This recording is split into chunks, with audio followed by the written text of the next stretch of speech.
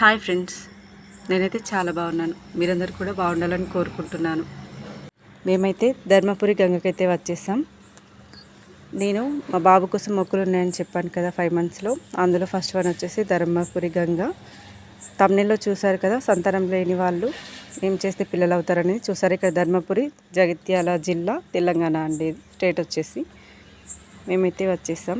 ఇక్కడ 1 day stay కోసం అనేసి 1 డే బిఫోరే వెళ్ళాము. ఈవినింగ్ అలా వెళ్ళి నైట్ అక్కడ స్టే చేసాం. దానికోసం అయితే మేము రూమ్ తీసుకున్నాము.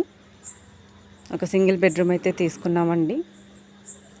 1 డే ఉండడానికి సరిపోతుంది. మేమైతే ఒక 7-8 మెంబర్స్ వరకు వెళ్ళాము. బెడ్లో కింద అలా అడ్జస్ట్ అయిపోయాం. అందరికీ సరిపోయింది. సేమ్ మనకి ఇంట్లో ఎలా అయితే ఉంటుందో అలా ఇంట్లో ఉన్న ఫీలింగే వచ్చింది. ఒకరోజు ముందు వెళ్ళేసి నైట్ అంతా అక్కడ స్టే చేసి మార్నింగ్ అయితే డైరెక్ట్గా బ్రష్ చేసుకొని గంగ దగ్గరికి వెళ్ళిపోయాం. గంగ దగ్గర మార్నింగ్ వ్యూ అయితే ఎంత బాగుందో మీతో ఖచ్చితంగా షేర్ చేసుకోవాలనిపించింది. అందుకోసమని మీకోసం వీడియో తీశాను. చూసారా, అప్పుడే ఉదయిస్తున్న సూర్యుడు, ఆ కిరణాలన్నీ వాటర్ పైన పడుతుంటే గంగమ్మ తల్లి మురిసిపోతున్నట్లు ఎంత బాగా అనిపించిందో. నాకైతే చాలా అంటే చాలా ప్రశాంతంగా ఉంది అక్కడికి వెళ్ళిన తర్వాత. అక్కడ చెట్లు, ఆ వాతావరణం, ఆ చుట్టూ ఆ కొండలు, సూర్యుడు, అప్పుడే ఉదయించిన సూర్యుడు చూస్తుంటే చాలా అంటే చాలా బాగుంది. మనం నార్మల్గా ఇంట్లో ఉంటాం, కాకపోతే ఉదయించిన సూర్యుడిని డైరెక్ట్గా ఎప్పుడు ఎక్కువసార్లు చూడం కదా. చూసినా కూడా ఇలా గంగమ్మ తల్లి పైన పడుతూ ఉంటే ఎంత బాగుంది కదా. ఇలా స్టెప్స్ అయితే ఉంటాయండి, గంగమ్మ తల్లి దగ్గరికి వెళ్ళడానికి స్టెప్స్ ఉంటాయి. అలా స్టెప్స్ దిగేసి వెళ్ళాలి.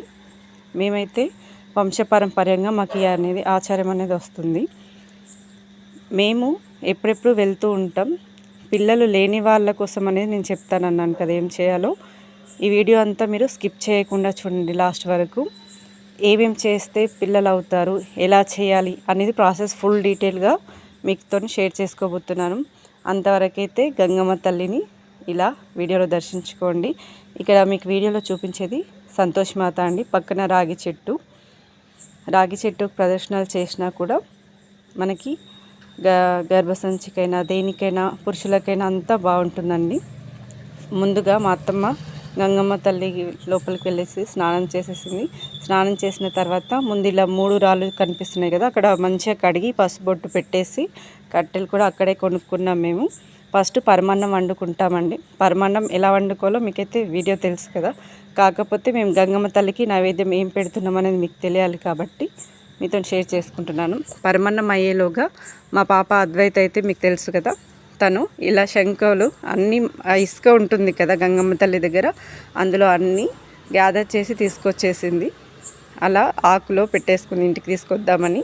ఆలోపు పరమాన్నం అయ్యేలోపు ఇంకొక వ్యూ అనేది, ఆ అలలు సూర్యుడిపై పడుతుంటే గంగమ్మ తల్లి మురిసిపోతున్నట్లు నవ్వుతున్నట్లుగా అనిపించింది. ఈలోపు ఇంకా బెల్లం వేసే టైం అయితే వచ్చేసింది. మా అత్తమ్మ చూసారా బెల్లం వేస్తుంది. నాకైతే చిన్న బాబు ఉన్నాడు కదా, మా చిన్నాడు బిడ్డ కూడా వచ్చింది, తనకు కూడా పాప ఉంది. అందుకని మా అత్తమ్మని మంచిగా తలస్నానం చేసేసి, మండే వెళ్ళాం కాబట్టి మాకు ఫాస్టింగ్ ఉంది, తలస్నానం చేసేసి గంగమ్మ తల్లి కోసం నైవేద్యం అని పరమాన్నం బెల్లం అన్నం అంటే చేసింది.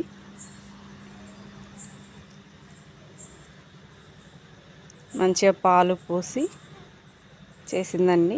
మేము ఇలా ఎప్పుడు వెళ్ళినా కూడా బోనం అనేది సమర్పించుకుంటాం. పాలు పోసి చేస్తుంది. పక్కన ముందే వేడి చేసి పక్కన పెట్టుకుంది పాలు. అక్కడికి వెళ్ళిన తర్వాతనే పాలు అనేది వేడి చేసుకొని పక్కన పెట్టుకొని బెల్లం వండేటప్పుడు వేడి పాలు అందులో పోసేసింది. మేము ఎప్పుడు కూడా ఇలానే వెళ్తాం. నాకు ఫస్ట్ పాప ఉంది, అద్వైత అయితే మీకు తెలుసు కదా. అద్వైత తర్వాత 2 ఇయర్స్కి నాకు మళ్ళీ ఇంకొక పాప పుట్టింది. తను పుట్టడంతోనే హార్ట్ ప్రాబ్లంతో పుట్టి ఆపరేషన్ ఫెయిల్ అయ్యి చనిపోయింది. దాని తర్వాత చాలా ఇయర్స్ వరకు నాకు పిల్లలు అనేది కాలేరు.